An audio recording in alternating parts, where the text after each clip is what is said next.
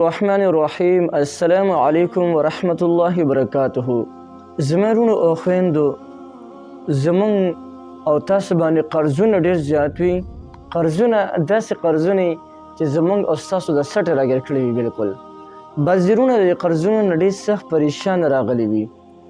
دومره سخت پریشاني د قرضونو د لاسه بعضې وایي یاره زما دا ژوند داسې لنډ تنګ دی، د قرضونو زه دومره پریشانه کړی یم.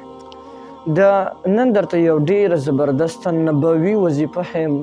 هغه وظیفه کوم چې د حدیث مبارک نه ثابته ده، هغه مبارکه وظیفه درته ښیم. دا وظیفه تاسو پابندۍ سره وکړئ، تاسو باندې د غرونو برابر قرض ولې نه وي. الله جل شانه به تمام قرضونه ستاسو ختم کړي.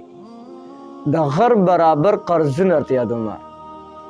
بعضې نن په بعضې وخت کې داسې په انسان باندې داسې وخت راشي چې انسان ډیر زیات د مشکلاتو سره مخامخ وي او انسان قرضونه وکړي، په دې ارادې سره قرض وکړي چې ان شاء الله وخت به راشي دا قرضونه به زه ان شاء الله زر تر زره ختم کړم.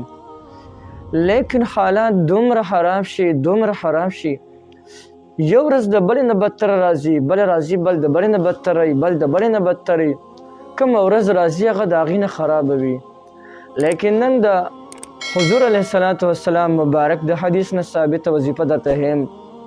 که دا وظیفه تاسو پابندۍ سره کوئ، تاسو باندې هر څومره قرض وي نو الله جل شانه به دې ته د غیبو نه اسباب برابر کړي او ستاسو تمام قرضونه به الله جل شانه ختم کړي.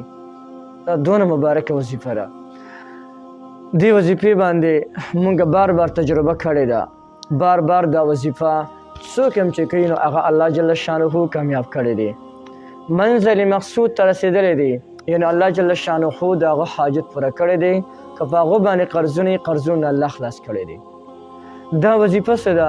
دا وظیفه راځي د دې وظیفې الفاظ ته هم ډېره زیاته اسانه ده. که چاته نه یادېږي خیر دا ویډیو یو سکیپ کړئ، دا چې کوم دی ودروئ او یو لفظ سره ځان ته ولیکئ. وظیفه دا ده: بسم الله الرحمن الرحیم. اللهم اکفنی بحلالک عن حرامك واغنني بفضلك عمن سواك. ډېره اسانه وظیفه ده. که څوک به باندې پوه شوي نه دوباره دا ویډیو لږ شان راوروسته کړي، دوباره دغه ځای نه زده کړي او یا بس پرېږدئ زه تاسو ته په سکرین باندې لیکم، دغه دی مخامخ درته ښکاري په سکرین باندې. دغه ځای نه په اسانتیا سره زده کړئ. د دې وظیفې کولو طریقه څه ده؟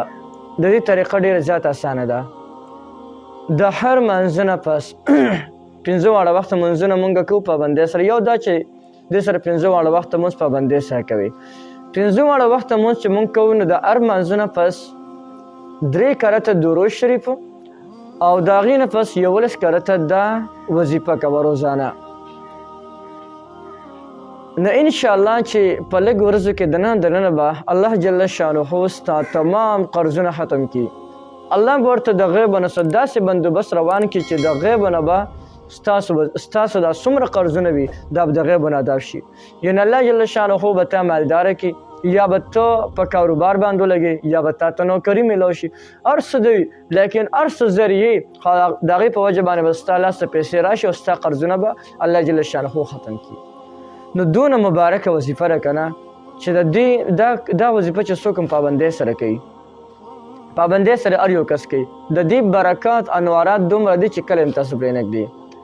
او کم انسان چې د دې وظیفې ختم راونیسي، د ختم کولو مقصد دا دی لکه چا کره په کور کې اډوکې وي او هغه اډوکې اړوي، د دې معنی دا ده ختم دغې ته وایي، د اډوکې اړې راړي.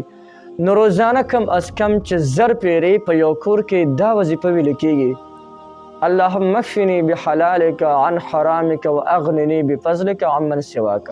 په کوم یو کور کې روزانه دا ویل کېږي، په هغه کور کې د 4 واړو طرفو نه خیر او برکات راځي. نو دونه مبارکه وظیفه ده، هر څوک یې کولی شي، هر څوک د دې نه پیدا اخیستلی شي. لیکن چې کله هم دا وظیفه کوئ اخلاص سره کوئ، انشاءالله زر تر زره به الله جل شانه د ستاسو حاجت پوره کړي. یعنې تاسو باندې هر څومره قرضونه الله جل شانه به دله ختم کړي.